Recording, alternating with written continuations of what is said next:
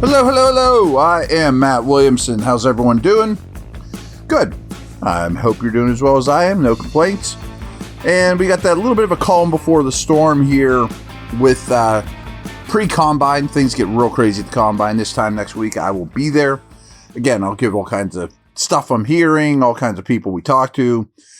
But this is not my final answer on Fields versus Wilson. And I've said this 1,000 times that I could be either one of their attorneys and make a pretty good case to Arthur Smith, Omar Khan, Mike Tomlin, Art Rooney for my guy over the other.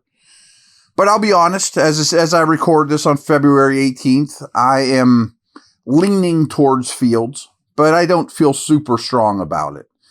But I wanted to address something with the Fields situation. And it might not be something you guys are aware of, is his contract could be really hairy. Why do you say that? Well, there really is, the league has a void in quarterback contracts, and I'll tell you more about it here in a minute. When I first started thinking about this a month or so ago, or 2 months ago, or 3 months ago, whatever, I thought they would offer Fields something like a 2-year, $25 million deal, big chunk of it guaranteed, probably some incentives in there. If you get to a Pro Bowl, if you get the team to the playoffs, if you play X amount of snaps, blah, blah, blah, you could have some more bonuses. But what I didn't realize is that's probably a little low, to be honest with you. I mean, I think his agent I know his agent will want more and has a good case for more money. And the fact is, those contracts don't exist in the NFL. And a big way the contracts work, like in a lot of walks of life, is show me a comp. Show me a guy a lot like Justin Fields in his career and show me his contract and we'll go from there. I'll add 10% on it on inflation or whatever, But there really aren't any comps. So let me tell you a little bit about the contracts that are sort of similar.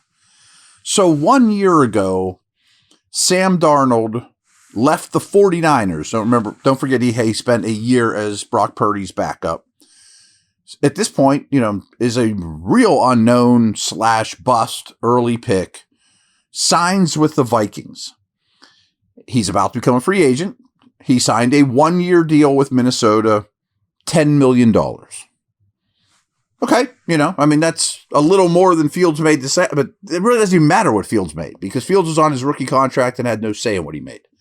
So Darnold becomes a free agent, 1 year, $10 million.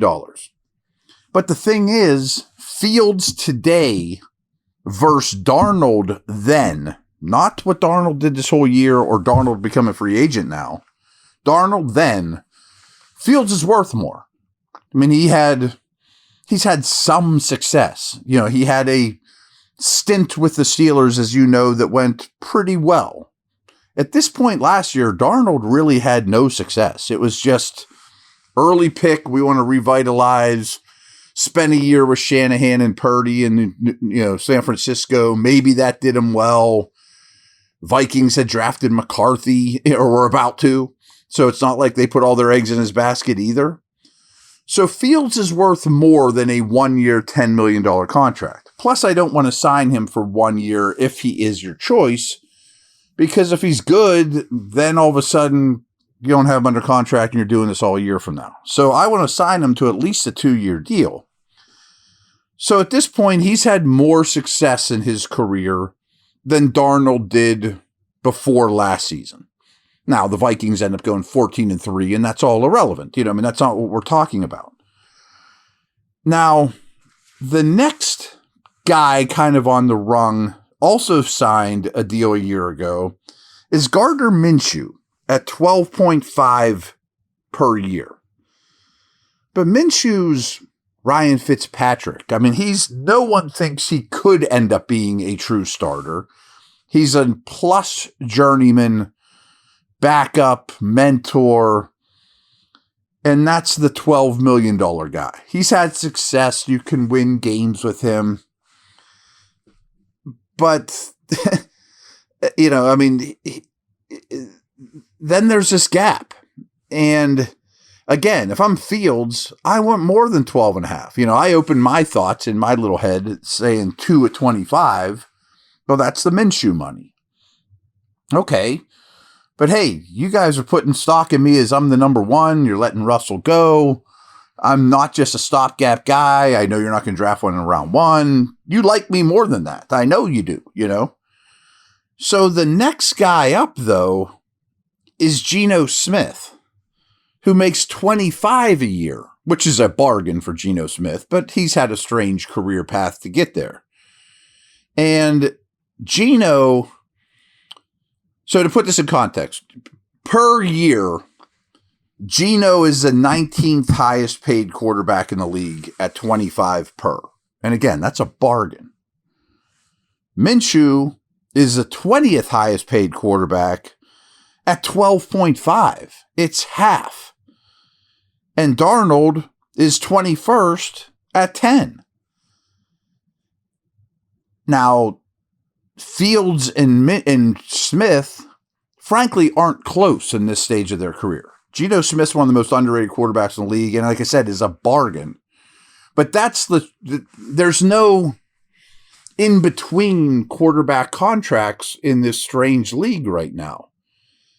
So how do you negotiate the Fields deal? And I'm not even saying I have the answer. I'm just trying to show you what the Steelers might be facing right now. And I'd have no insight on this, but maybe they decided on Fields. And then you go to the table with them and you have this dilemma. Because I'm going to have a hard time giving Fields 25 plus as the 18th highest paid quarterback. I mean, I could come up with 18 quarterbacks that are worth more than him. I know that's not exactly how this league or contracts work. A lot of it is when you become available. But Fields' crew also has to look at it like this too. Like, I want to stay in Pittsburgh. I would, okay, you're offering me 15 or 18 or something like that, 2-year, $32 million. But that contract doesn't exist currently in the NFL. And I'm sitting there looking at 6 other teams, both the New York teams, the Raiders, the Titans, Browns, whoever, that don't have quarterbacks right now. And if I turn down your Steeler offer and become a free agent, I only have to convince one of them that I'm worth 25 plus, that we don't have to make a new contract out of thin air that doesn't exist. So this is a dilemma. That's all I'm saying. This could be holding things up. I don't know that he's even their choice.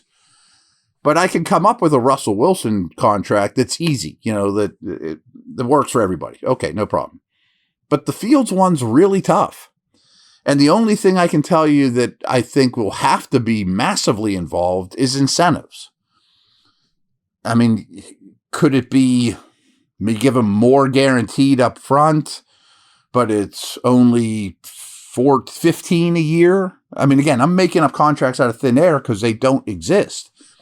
But I do think no matter what, it has to be heavily incentive laden, because then the Steelers aren't on the hook if he's your starter, it goes poorly, Steelers win 5 games, the guy you drafted in the 3rd round is closing out the season, the last 2 games of the season, and you're in the market for a quarterback, and then Fields doesn't hit any of these incentives that I'm making up out of thin air, And okay, well then we're not on the hook so bad. It's not 25 guaranteed a year or 30 guaranteed a year. I don't think Fields is out of line to ask for 30 a year.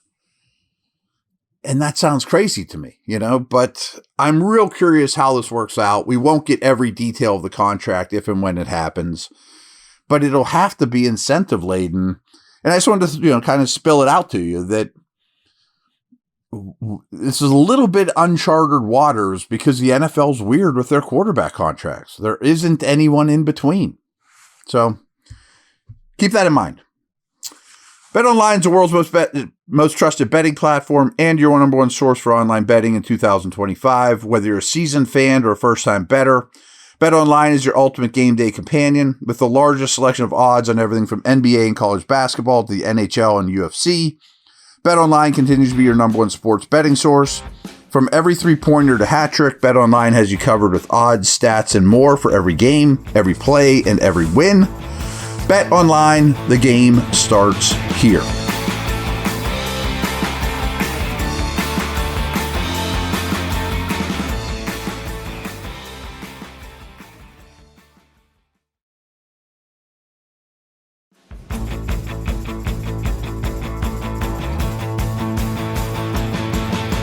Speaking of contracts, there was one other bit of news that I just hadn't brought up, and frankly, it's pretty minor news. I told you that this would happen the day they traded for Preston Smith, but he has been released, and we knew this going in, that they were inheriting a bad contract. They're renting Smith for the rest of the year.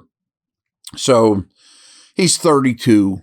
He had 4.5 sacks last year. He's going to be on a team next year. I'd even consider bringing him back.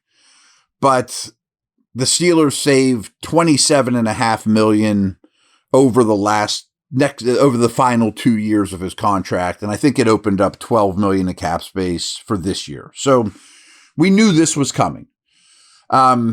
That's really, it's just a note that I haven't brought up to you guys yet, just in case you missed it. I assume I'm not your only source for Steeler news, but he is no longer a Steeler. It opened up a nice chunk of cap space. And as I've told you before, I think Ogunjobi, Holcomb, there's a couple others that could get released, and there's many that could get restructured. The bottom line is, cap space isn't an issue right now for this team. It's definitely a strength, and they have a lot of ability in these upcoming weeks to create more, whether that's for Fields or Wilson or Chris Godwin or a trade or, some sort of receiver. As I mentioned yesterday, if you didn't listen to yesterday's show, I went through a bunch of veteran options, mostly trade, but some of them free agents or soon to be cut guys. Go check that out. So, talking a little money today. All right, take care, everyone. Over and out.